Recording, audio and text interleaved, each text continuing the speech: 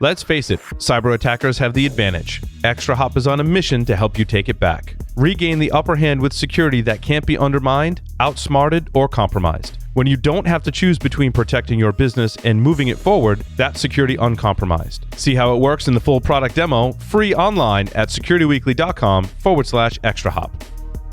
Do you worry about ransomware, data breaches, reputation damage, especially from phishing attacks, on employees working from home? The facts are, top cloud security tools have a 15% failure rate. 51% of phishing is social media based. Pixum knows because Pixum detects and stops breaches at point of click.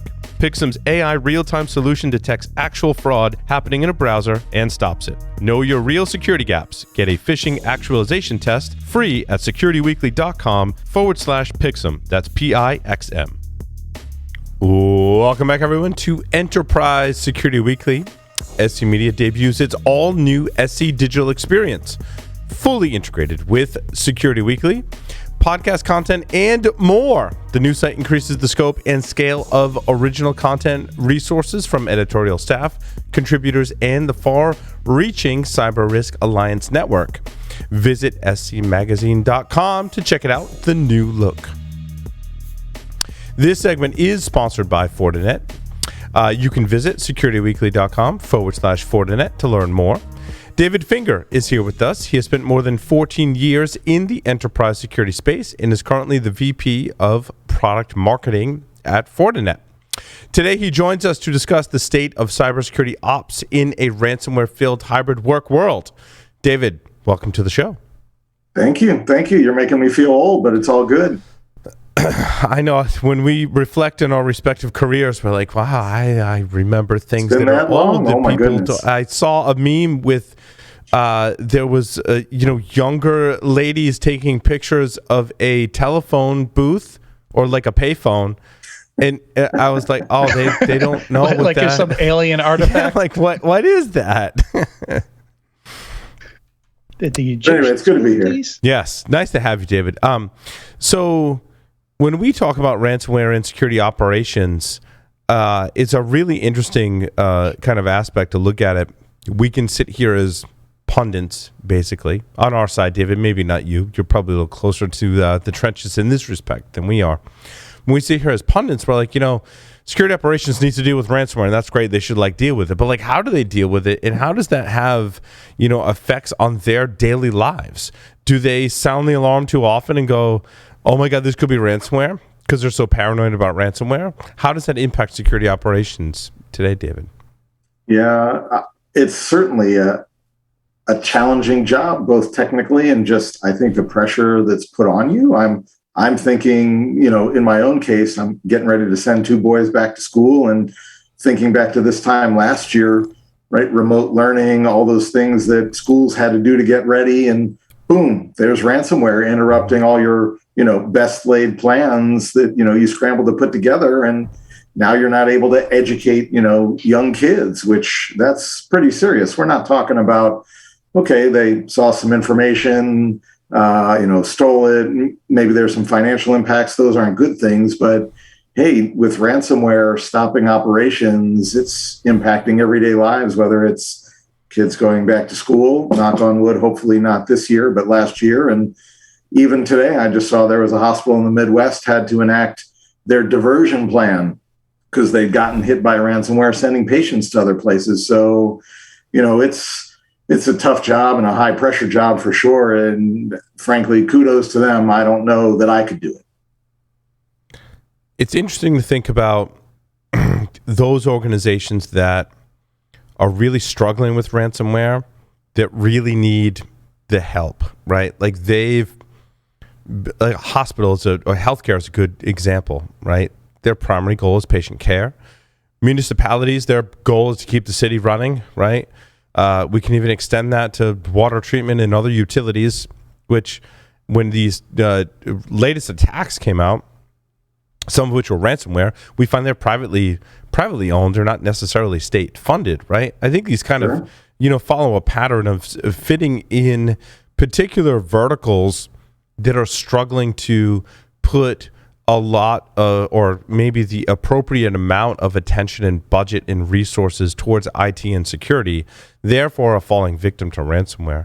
Dave, what advice do you have for folks to fall, inside of this kind of articles?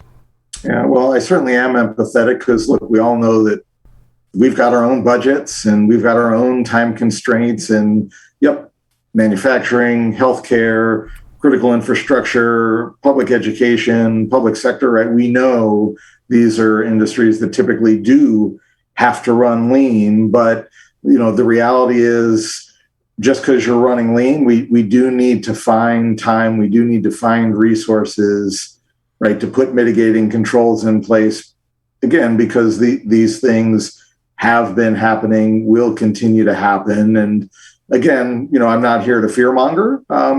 Let's look at the positive side.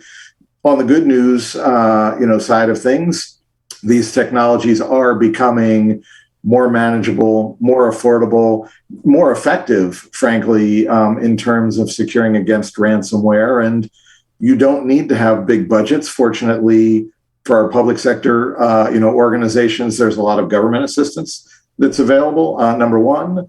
Number two, there are also opportunities to realign their new business models for the way to acquire these technologies on more of a pay-as-you-go model, so you don't need hefty upfront purchases. And even if, look, we're short on staff, a lot of times products actually come with people that'll help run them. So, let's think, positively here that there are opportunities to get stronger security in place, even on tight budgets, even with limited staff, and get the right sort of mitigating controls in place that perhaps had been unattainable in the past and reduce risk.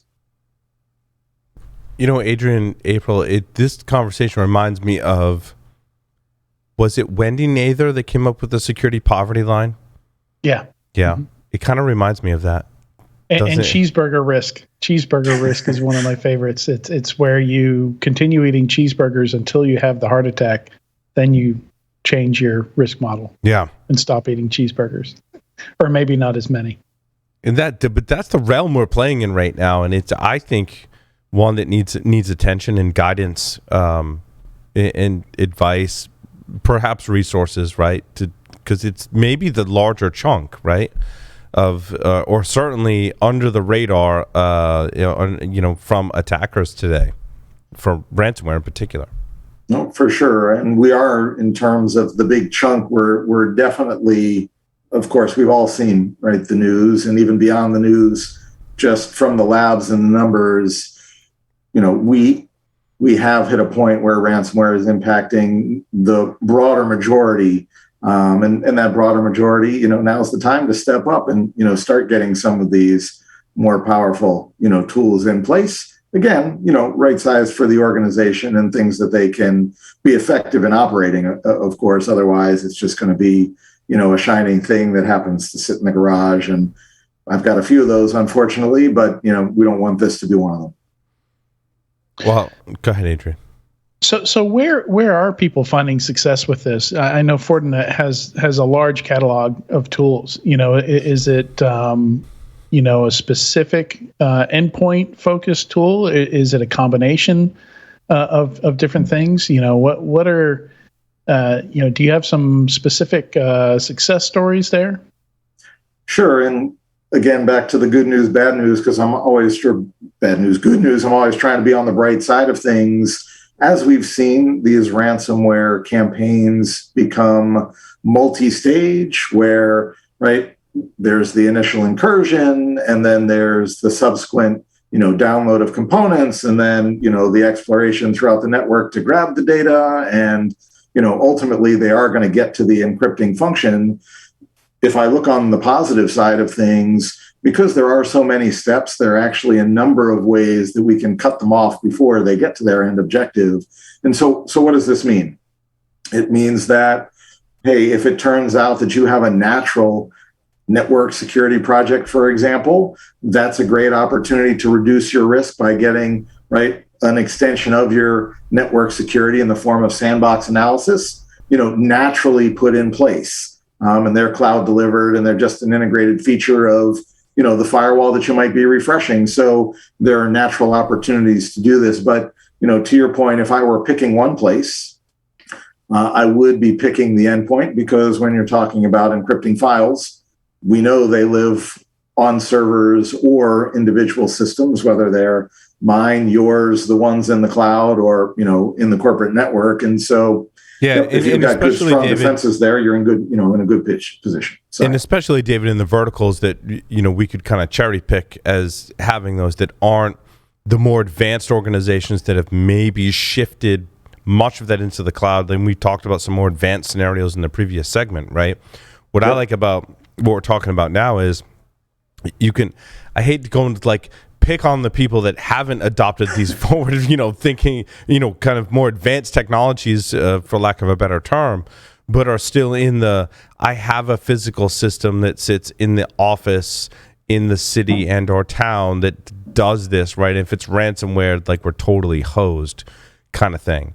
And that's the kind of scenario that we're describing is there's a lot of computing basically in these verticals that is susceptible to this type of attack. Indeed, and it even comes all the way out to our individual systems, wherever we happen to be working these days, more and more, wherever the data is, that's where we want the security to be. And that's where, a good, strong, behavioral-based, endpoint security posture that can recognize the encryption routine. I mean, there's not a whole lot that's subterfuge when you're talking about encrypting files in mass. That's a pretty straightforward, visible sort of activity. So, having good behavioral-based endpoint security is the place that I start in a lot of the conversations that we're having, with organizations today. Mm.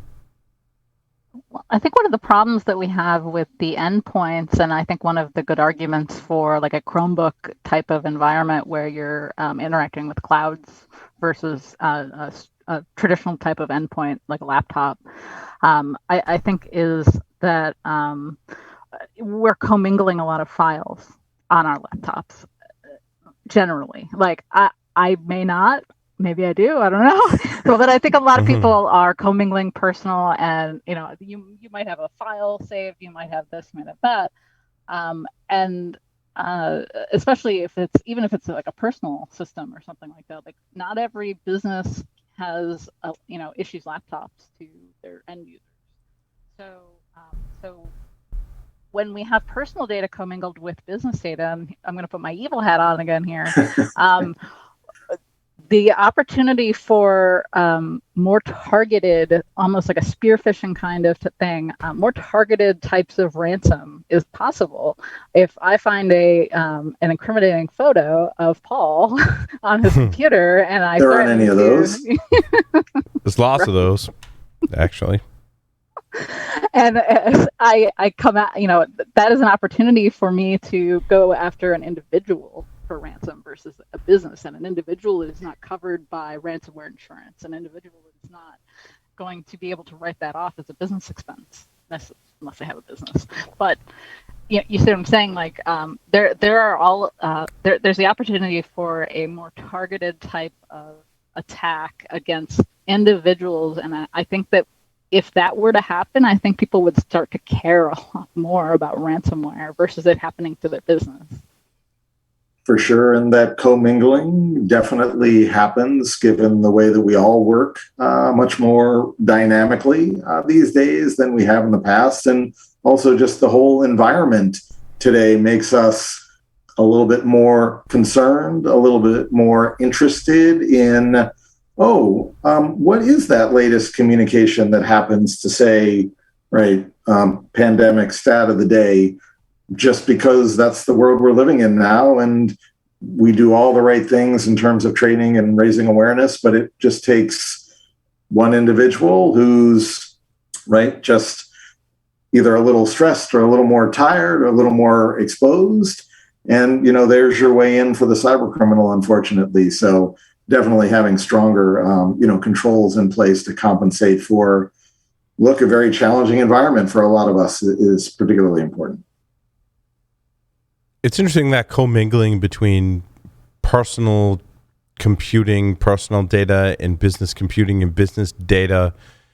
David, how do you have solutions or suggestions on how to combat that? We talked about that actually in our previous episode, that protecting the personal computing and personal data, personal identities, really, of your employees is almost equally as important as protecting their company personas, because when you talk about a real world attacker, all is fair game, right?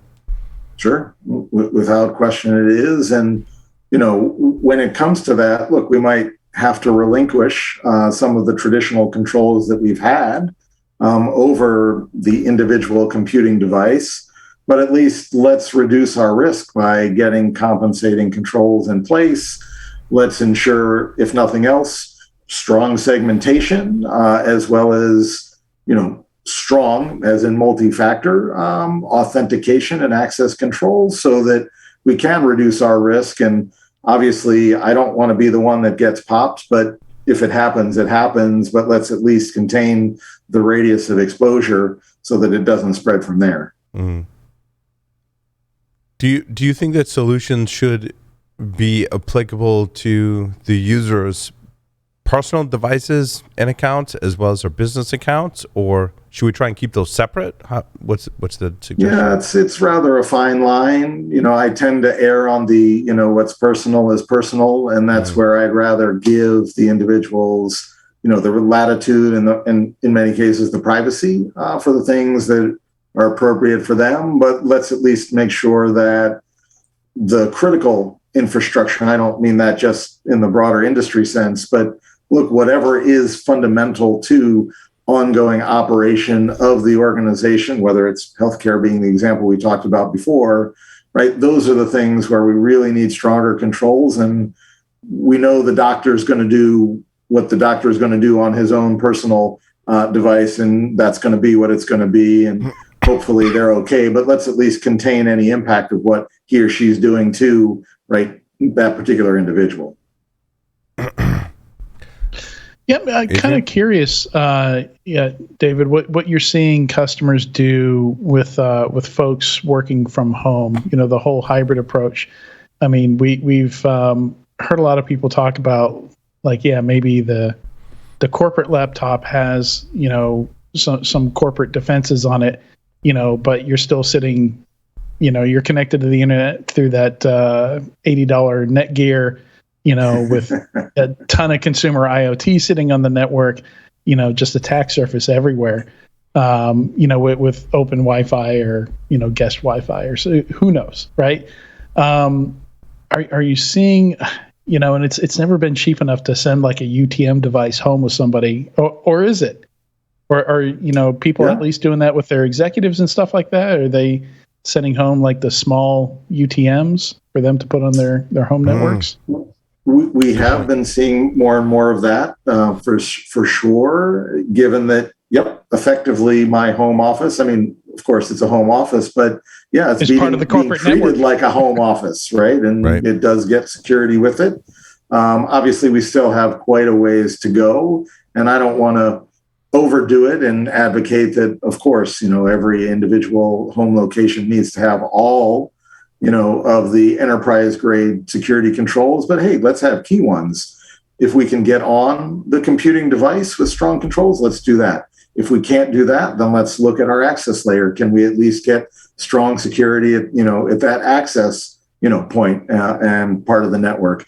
If we can't do that, right, then let's figure out where we can, enforce the stronger measures, and let's at least do that rather than just throwing up our hands. And to your point of consumer grade IoT, we're definitely seeing a large interest in network access control, whether it's for IoT or OT, to provide a strong degree of security when we just can't put security software on a device. It's a non-starter. So what can we do? And I think that's the question to be asking. What can we do? What should we do? And a lot of the conversations and advice that we have certainly rotate around getting that, of course, enabling access in place, but also that secure access in place, to find the balance. There are some interesting liability issues when you talk about controlling and monitoring the home networks of executives. Had to deal with this a little bit, so I know a little bit about it, but unless you want to take and assume full responsibility for the home network, and the devices and some of the other things, you have to be really careful when you get past the corporate laptop and past the router, because there's a lot of personal stuff going on. If let's say your SOC was going to be monitoring the firewall, then you'd have to have some way to respond to that. And how do you do that? Yeah. Do you have somebody that has a key to their house for instant response? What happens at that point? There has to be a limit on where you can make recommendations and expect them to be met by the executives, because a lot of them will have like a third party come in and like set up their Wi-Fi and set up their network and their audio and all those other things. So they're relying on these third parties, and there's a supply chain there too, which is another risk. Yep, and I think you hit on the key there, bringing us back to the notion of, the security operations. Okay, maybe we can't protect that home office as well as we might, a corporate office, but that doesn't mean that we should just ignore it entirely. The degree of insight that we can get, in some cases, we are able to deploy, lightweight monitoring agents out, onto the PC, personal or otherwise. That's great insight. Again, if we can't, we can at least start looking at the traffic that we're seeing from those devices. And you're right, it is a balancing act because we need to be sensitive to privacy. But that's where, a lot of these systems are going to be collecting information. And one of the benefits, frankly, of letting products do the analysis rather than the humans is you do have much more privacy, because if it's a computer that's just looking at statistical baselines and anomalies and things like that, they're not actually humans that are seeing that and forming opinions that, may be violations of privacy. So actually, in that case, we can get quite a good assist from letting the machines do the work for privacy as well as for, constrained resource reasons. So absolutely. Good point. Yeah. Absolutely. I agree. Adrian? Yeah, I remember advising a French bank pretty long ways back, but they're looking at using a cloud WAF, and the issue they're running into is, it was, I don't know if it was a legal violation for them, but they didn't want a third party decrypting customer traffic going to the online banking. Basically, was the issue they were having. But they wanted to outsource some parts of it, but they, that was the issue they're running into, is that they couldn't decrypt TLS or SSL because they felt like that was a violation of their customers' privacy. Definitely a double-edged sword, no doubt. And that's where, just reiterating the point, the more that we can leverage the technology to get us to a higher degree of likelihood that there is something that really does need human eyes, right, then we're starting to make a justifiable case for someone, having a look at something rather than running the risk that, they were overstepping their bounds and looking at something that they shouldn't. Now they have, for want of a better term, probable cause, if you will, right, to be looking across the boundary for a well-defined and documented reason. It's a great segue, David, into how many human eyes do you have, and how much can you outsource that versus use automation and configure your solutions correctly, so that if you are a resource constrained organization that is coming under fire from ransomware today, as an example, how do you know what to outsource and what to outsource, kind of the configuration of that, so you can get better at your daily operations? I've worked with municipalities and other organizations where there's one person, and that one person is the IT, security, help desk. A printer's broken, that person goes and fixes it, right? How do you help that person? Yeah, for sure. And that's where you've got a range of options, even before you get to the outsourcing augmentation, which actually I'm a big fan of. So I don't want to, forget to touch on that. But look, the reality is there's a lot of routine heavy lifting that goes into this sort of monitoring and triage. And that's the perfect place to be throwing horsepower, at a problem, right? There's more and more information that's becoming available, and that's ripe, we know processing is becoming much more affordable. So we can literally throw, compute at the problem to ease the burden on the individual, whether it's leveraging, automation, whether it's leveraging the analytics. There's so much that can be done these days, to do that, take that heavy lift off the individual and really reserve them for their expertise. Now, that all said, certainly the expertise can be in short supply, and we're coming all the way back to school because it's top of mind for me.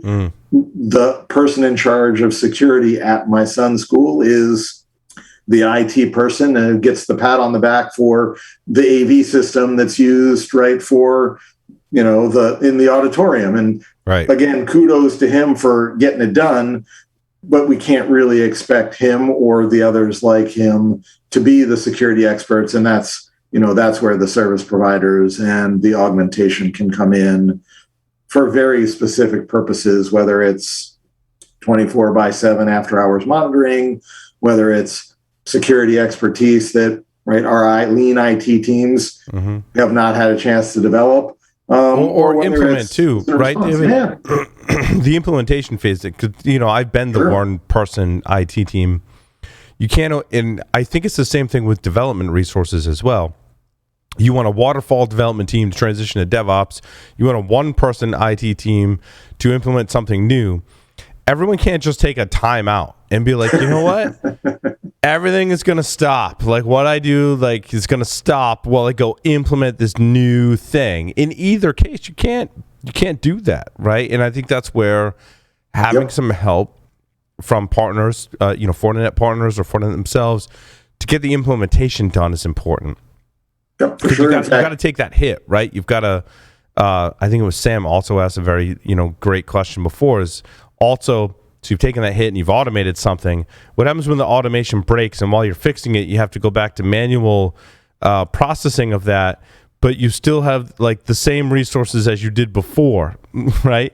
And your resources are based on the fact you've automated this task, but now I've got to do this task manually. So now I'm working 50 hours or 60 hours a week versus 40 because this thing is broken. And how do I get the time to fix it, right? This is all kind of interesting kind of resource planning.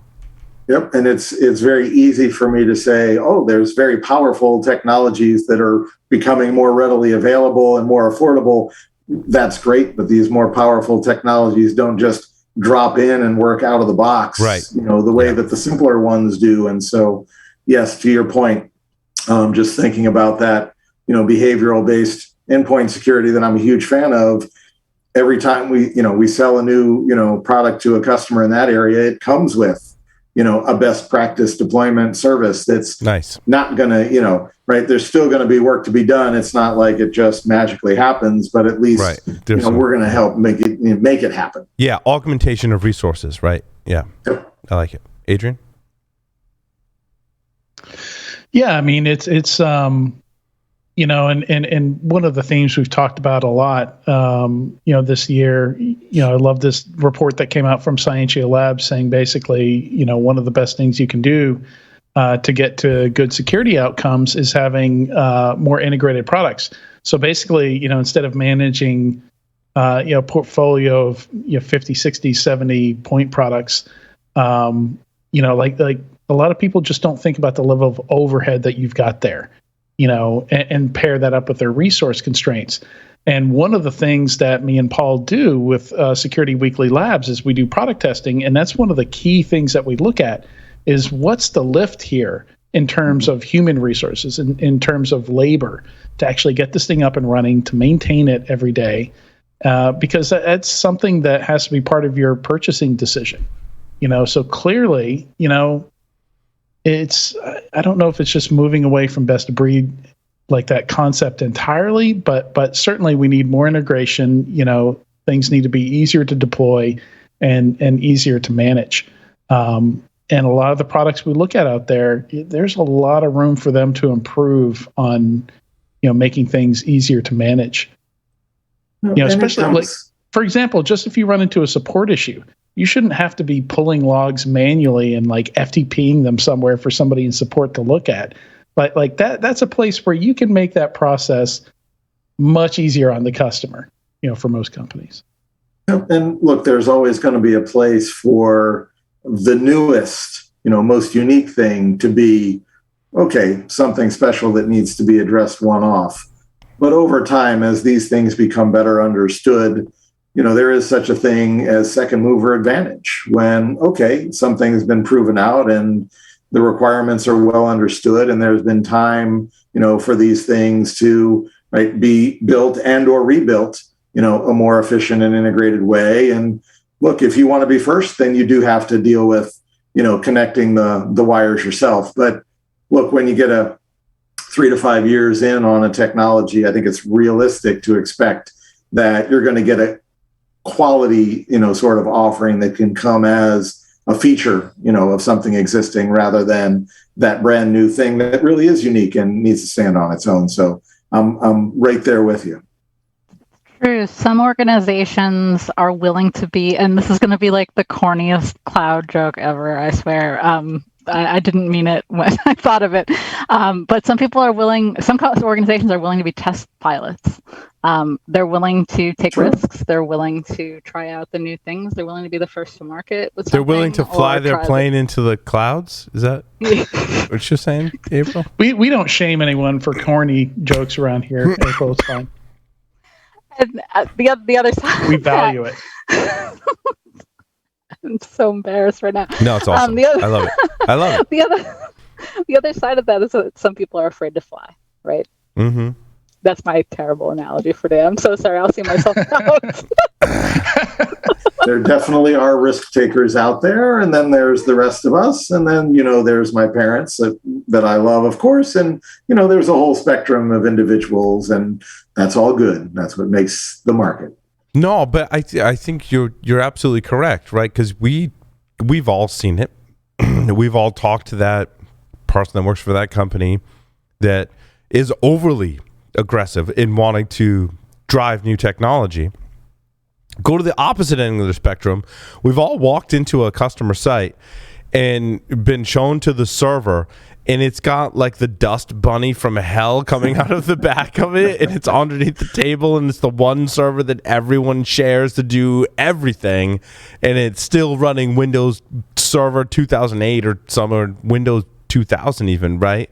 And we're horrified. So yeah, I think there's different ends of that spectrum, right? For sure, but more and more, I think we're getting to the point where at least the mainstream is moving to these newer technologies because they have been maturing. They're becoming much more manageable, right? To your point, in many cases, they're integrated extensions of something they have. They're coming from vendors that they rely on.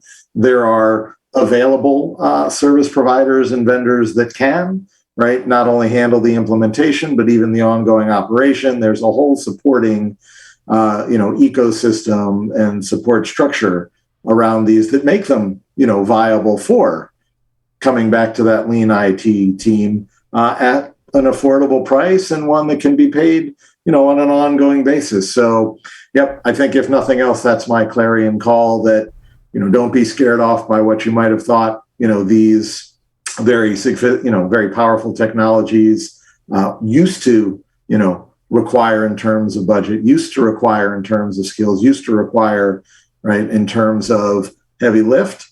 I think they're really hitting the mainstream now and encouraging all those lean IT teams to, have another look and get, these stronger defenses in place from things like ransomware. What kind of specifically, David, can folks expect from Fortinet that are kind of in this situation, right? I have a smaller business I want to deploy, firewalls, endpoint. What can I expect? Yeah, so obviously, the firewall or the next gen firewall, as it were, is our flagship.